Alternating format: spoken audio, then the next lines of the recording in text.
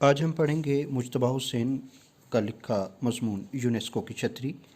ये तंज़ व मज़ाह का एक बेमिसाल शाहकार है जिसे उनके सफ़रनामा जापान चलो से अख्ज़ किया गया है। आज मुज्तबा हुसैन साहब का लिखे सफ़रनामे के इस इक़्तिबास को हम पढ़ते हैं। यकीनन उनके कलम के ज़ोर से पैदा होने वाली हंसी को आप नहीं रोक पाएंगे। आइए शुरू करते हैं। यूनेस्को की छतरी।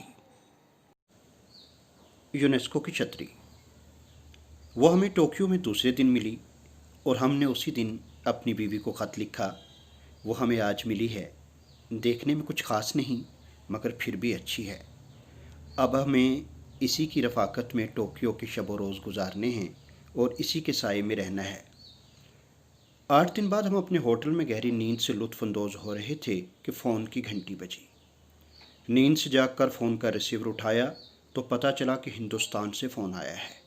दूसरी तरफ हमारी बीवी की आवाज़ आई तो हमने बेसाख्ता पूछा, हेलो, कैसी हो? खैरियत से तो हो ना? हमारी बीवी ने कहा, मेरी खैरियत जाए भाड़ में, पहले ये बताओ इस वक्त कमरे में अकेले हो या वो भी तुम्हारे साथ है? हमने आंखें मलते हुए पूछा, वो कौन है? मैं तो कमरे में अकेला रहता हूँ। कैसी बातें करती हो? मेरी गरीबुल वतनी का तो लिहाज करो। फिर ऐसी बातें करने के लिए कई समंदर पार से फ़ोन मिलाने की क्या ज़रूरत है? बोली, ये तुम्हारी आवाज़ में इतना खुमार क्यों है? एक अजीब सी मस्ती क्यों है? हमने कहा, रात का 1:30 बजा है, तुम्हारे फ़ोन की घंटी पर जागे हैं। गहरी नींद में क्या इतना खुमार और इतनी मस्ती भी ना आएगी? बोली, बिल्कुल गलत, इस वक्त तो रात के सिर्फ 10 बजे हैं। हमने बात काट कर कहा, ठीक है, हिंदुस्तान में 10 बजे होंगे मगर यहाँ तो रात का 1:30 बजा है। बोली, मुझे मालूम है कि अब तुम्हारा और मेरा वक्त कभी नहीं मिलेगा। मुझे पहले ही शुबा था। तुम्हारे लहजे की सरशारी बता रही है कि वो चंडाल अब भी तुम्हारे कमरे में ही है। हमने गुस्से से कहा, ये क्या मजाक है? तुम किस चंडाल का जिक्र कर रही हो? जापान में कोई चंडाल वंडाल नहीं रहती। बोली, अब तो तुम उधर ही के गुन गाओगे, इसीलिए तो मैं तुम्हारे जापान जाने की मुखालिफ थी। सच बताओ, वो कौन है जिसके बारे में तुमने खुद अपने ख़त में लिखा है कि वो तुम्हें टोक्यो में दूसरे ही दिन मिल गई थी? देखने में कुछ खास नहीं मगर फिर भी अच्छी है, और ये कि अब तुम्हें उसी की रफ़ाकत में टोक्यो के शब व रोज़ गुजारने हैं। हमने ज़ोरदार कहका लगा कर कहा, तुम सचमुच बड़ी भोली हो। टोक्यो में हमें दूसरे दिन जो मिली वो एक हसीना नहीं बल्कि यूनेस्को की छतरी है। रो में शायद हम छतरी लिखना भूल गए और तुमने इसका रिश्ता औरत से जोड़ लिया। पूछा, अच्छा तो ये छतरी है? हमने कहा, और क्या? पूछा, अच्छा ये बताओ, छतरी शादीशुदा है या गैर शादीशुदा? हमने कहा, भला छतरियों की भी कहीं शादी होती है? बोली, इसका मतलब ये हुआ कि शादीशुदा नहीं है। ये बताओ उम्र क्या है?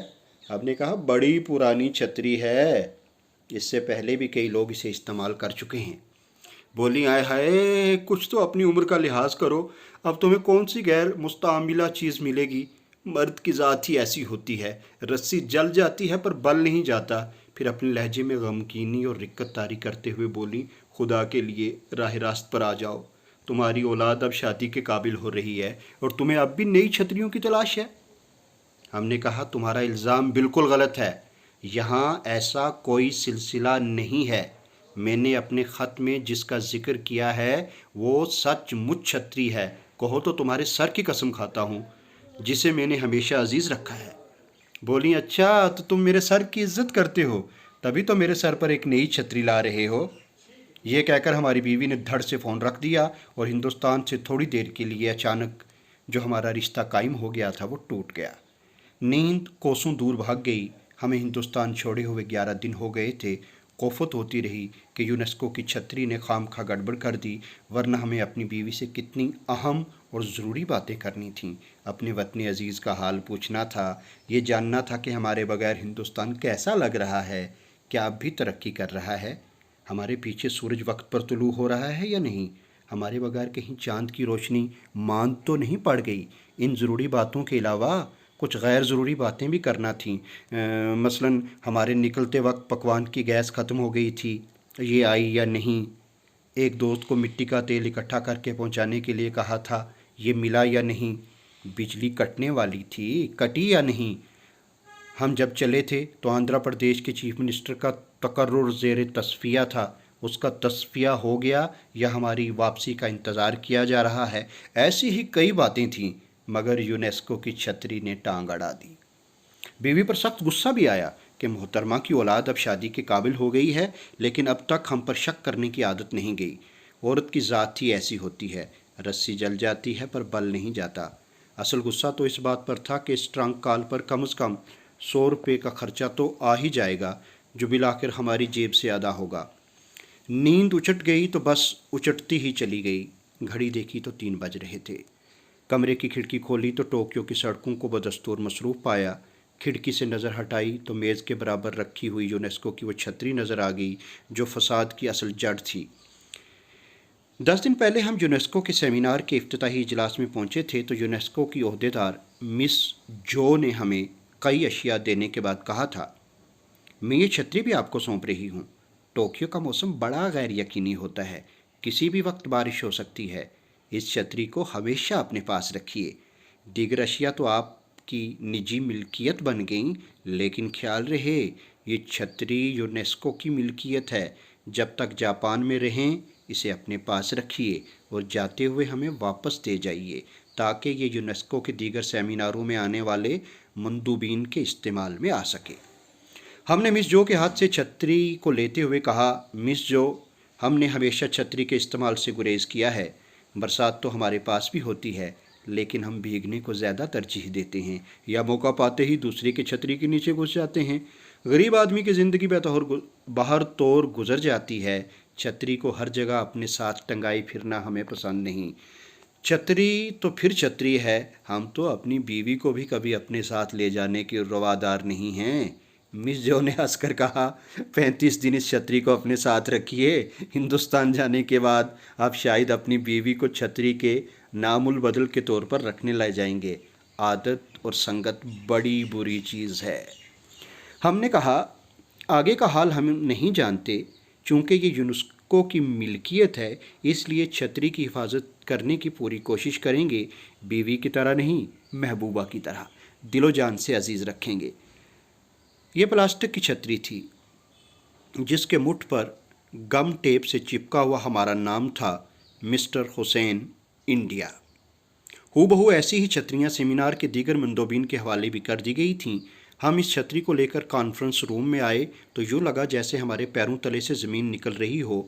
جاپان کے زلزلوں کے شورا آفاق جھٹکوں سے یہ ہمارا پہلا واسطہ تھا۔ ہم چھتری چھوڑ کر بھاگنا چاہتے تھے کہ ایک جاپانی دوست نے کہا، زلزلوں کے ایسے جھٹکوں پر یہاں چھتری چھوڑ کر بھاگنا منع ہے، یہ تو روز کا معمول ہے۔ کب تک آپ بھاگیں گے اور کہاں تک آپ بھاگیں گے؟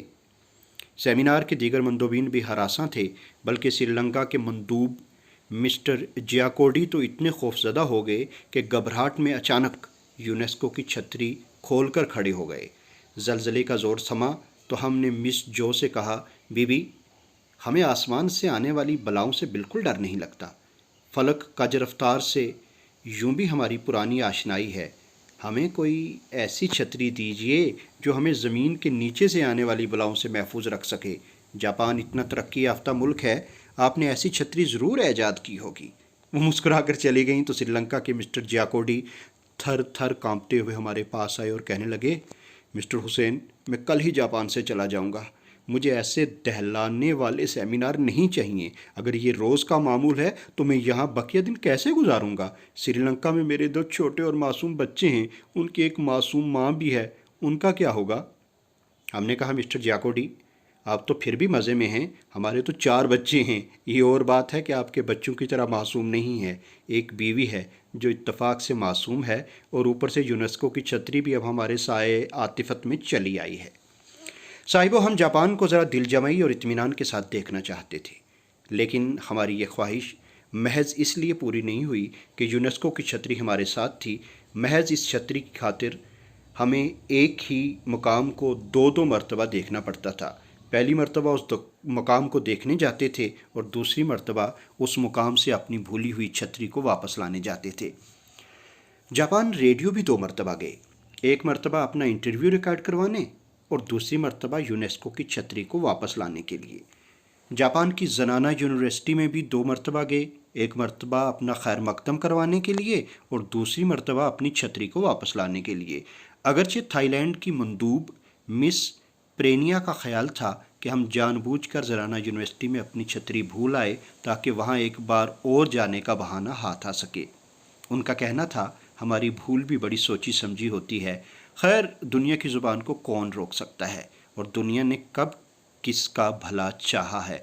ताहम इतना तो जानते हैं कि ज़नाना यूनिवर्सिटी से अपनी भूली हुई छतरी को वापस लाने के लिए हम जिस कदर खुशी खुशी गए थे, कहीं और नहीं गए, बल्कि दूसरी मर्तबा भी इस छतरी को वहीं छोड़े आ रहे थे।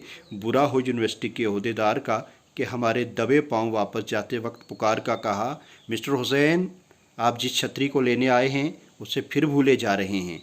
हमने बादिले नाख्वास्ता ओहदेदार का शुक्रिया अदा किया और रास्ता भर उनके तेज़ हाफ्ते को कोसते आए। इस छतरी को हम कहाँ कहाँ भूले, इसका हिसाब बताना दुश्वार है। हम इसे लेकर योकोहामा गए, ओमिया गए, नारा गए, क्योटो गए और हर जगह उसे भूले, मगर ये फिर भी हमें वापस मिल गई। क्योटो की हॉलीडे इन होटल का कमरा खाली करके हम बाहर निकल आए। कुछ देर बाद याद आया कि हमारी छतरी तो हॉलीडे इन में ही रह गई है। भागम भाग वापस गए तो देखा कमरे पर एक नौजवान जोड़े ने कब्जा कर लिया है। नौजवानों की सरगर्मियों में खलल डालकर अपनी छतरी वापस हासिल की तो इस लतीफ़े की सदाकत पर ईमान लाना पड़ा कि एक बुज़ुर्ग हमारी ही तरह अपनी छतरी हॉलीडे इन के कमरे में भूल कर चले गए थे। छतरी को वापस हासिल करने के लिए हमारी ही तरह वापस आए तो देखा कि हनीमून मनाने के लिए आए हुए एक नौजवान जोड़े ने उनके साबका कमरे पर कब्ज़ा कर लिया है। चूँकि हमसे ज़्यादा समझदार थे, इसलिए कमरे के दरवाजे पर कान रख कर अंदाज़ा लगाने लगे कि देखें जोड़ा क्या कर रहा है। उस वक्त लड़का लड़की से पूछ रहा था, डार्लिंग, ये गुनहरी जुल्फ़ें किसकी हैं?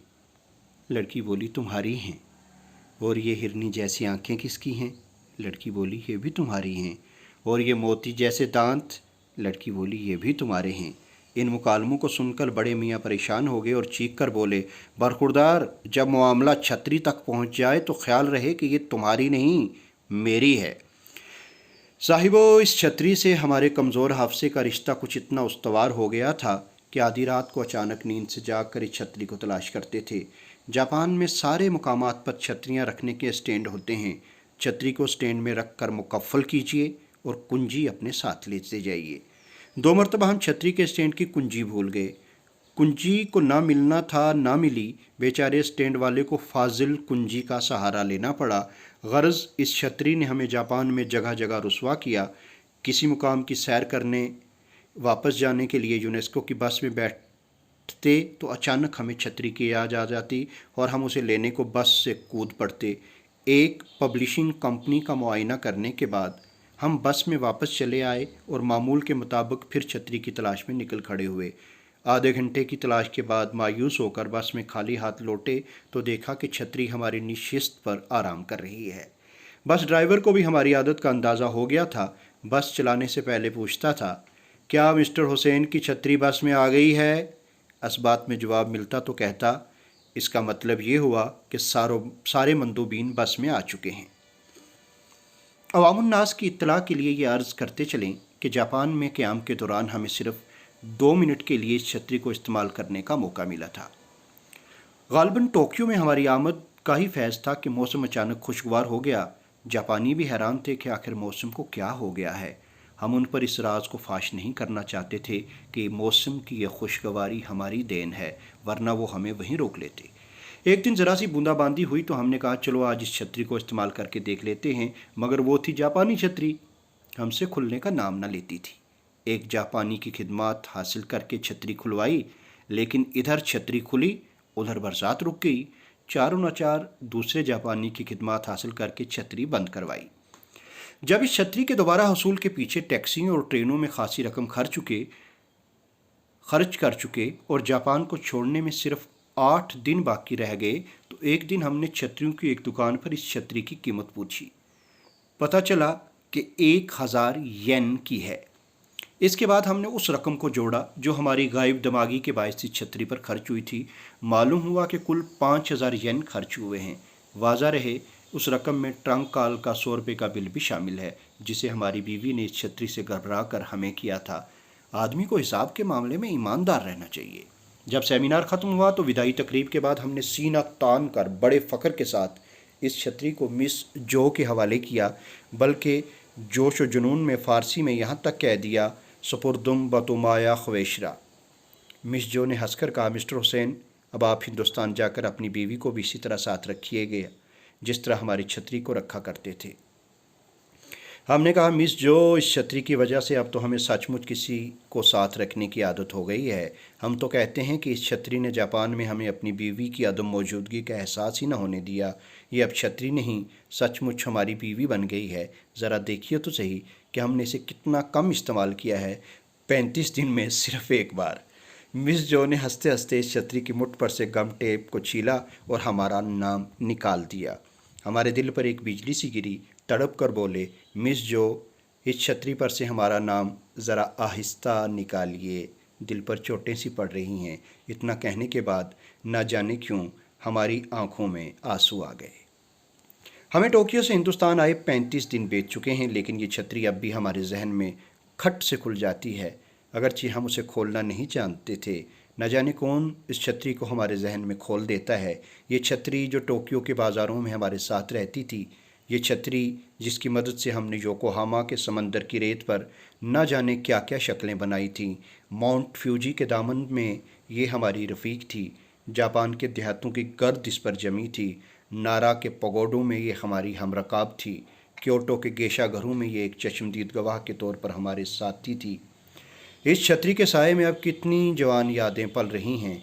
हमें यूँ लगता है जैसे हम जानबूझकर इस छतरी को टोक्यो में भूल आए हैं कि उसे लेने के बहाने फिर टोक्यो जा सकें, ताकि जज्बों के सिलसिले फिर जोड़ दें, यादों की कड़ियाँ फिर मिलाएं, लम्हों के मोती फिर पिरोएं, अरमानों के धागों से फिर नई नई दास्तानें बुनें।